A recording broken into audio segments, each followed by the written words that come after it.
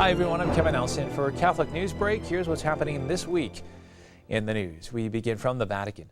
Pope Benedict XVI's World Youth Day schedule has been released, and it will include over 9 major events for the Pope this August in Madrid, including a prayer vigil and a closing mass expected to draw more than 1 million people.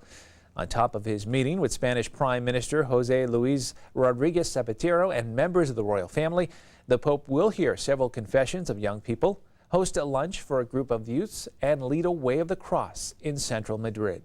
This will be Pope Benedict's 3rd International World Youth Day encounter.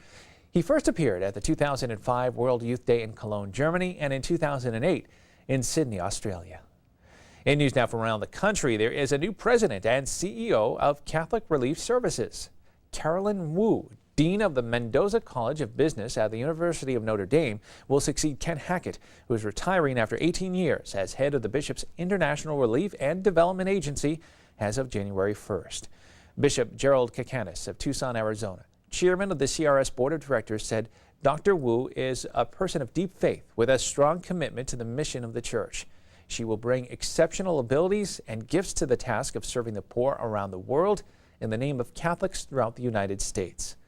Wu was born and raised in Hong Kong. She served on the CRS Board of Directors from 2004 to 2010 and traveled to observe the agency's program in Africa and Asia. She immigrated to the U.S. to attend Purdue University in Indiana, where she received her bachelor's, master's, and doctoral degrees. At Purdue, she served as Associate Executive Vice President for Academic Affairs. In more news now from the Vatican Agency for Pilgrims, Opera Romano Pellegrinaggi, is offering iPods preloaded with information to tourists visiting Rome's Basilica of St. John Lateran. Rome Reports spoke with a representative from the agency about the new technology. How tourists, young and old alike, are benefiting from this advancement. The Roman organization in charge of pilgrimages is now passing out iPods. They're equipped with an audio guide for visitors to Rome's Basilica of St. John Lateran. The church is one of Rome's 4 major basilicas and the first one built inside the ancient walls of Rome. Father Cesare Ture is the head of the Pilgrim Agency, and he says St. John Lateran was chosen to test these iPods because of its historical importance in the church. San Giovanni is the most important church in the Roman Catholic world. I mean, it's the first basilica, and what's more, it's the Pope's cathedral. And if the Pope is, Pope because he's Bishop of Rome, then this is the major basilica of the whole Roman Catholic Church, and I think this is the good place to start. The iPod audio guide takes visitors on a step-by-step tour through the basilica, giving details on its statues and frescoes. Inside the church, the altar of the Holy Sacrament contains a table that is said to be the one used by Christ during the Last Supper. One can even listen to narrated stories from different events related to St. John Lateran.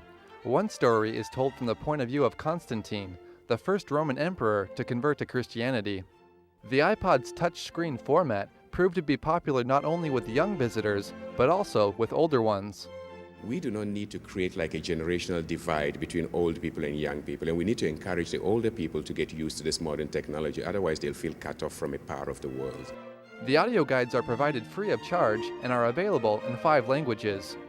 The iPod tour is a first for Vatican basilicas, but the Opera Romana Pellegrinaggi already has plans of extending the idea to other churches. It's a way to get a first-hand tour while maintaining a respectful silence in the church. And finally in the news, Pope Benedict will soon be traveling in greener style. A new hybrid Pope-mobile is in the planning stages. Father Federico Lombardi, director of the Vatican press office, said Mercedes-Benz is making plans for an energy-saving papal vehicle that could be used at home or abroad. On papal trips, Pope Benedict rides in a white Mercedes with bulletproof glass that allows him to sit and wave to the crowds. Last year, it was reported that the Pope, who has said he is committed to saving energy at the Vatican, would welcome an electric vehicle to symbolize his support for energy sustainability. Vatican security has reportedly vetoed an all-electric option because they feared it wouldn't have enough power to accelerate quickly in an emergency. Father Lombardi did not confirm those reports. The new vehicle will not be completed in time for the Pope's September trip to Germany. Well, that is all the information we have for you this time. Please stay with Catholic TV for more Catholic news. Until then, I'm Kevin Nelson, and I'll see you next time on Catholic Newsbreak.